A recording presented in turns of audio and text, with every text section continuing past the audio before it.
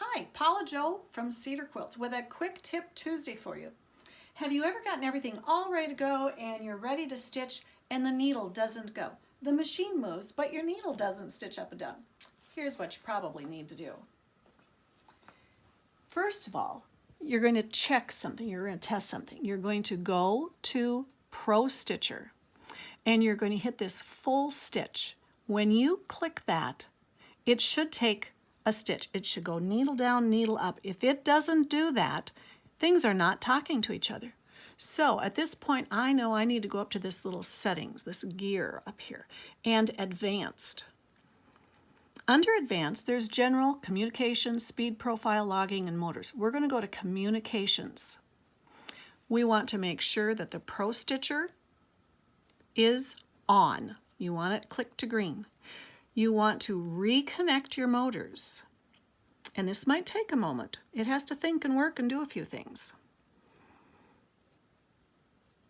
It just takes a little while, and pretty soon you'll hear a few little things and it'll clear the screen.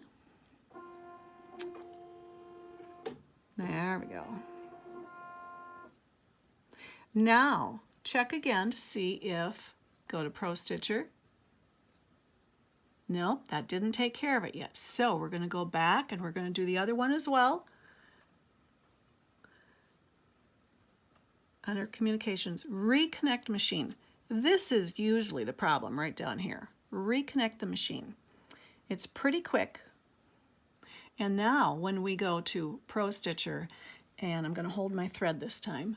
Now when I do, did you hear that?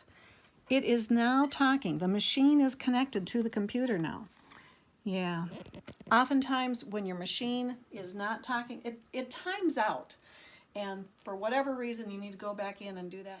So next time that happens, go up to the settings, advanced communication, and reconnect your machine with that bottom one first, and that will probably take care of the problem.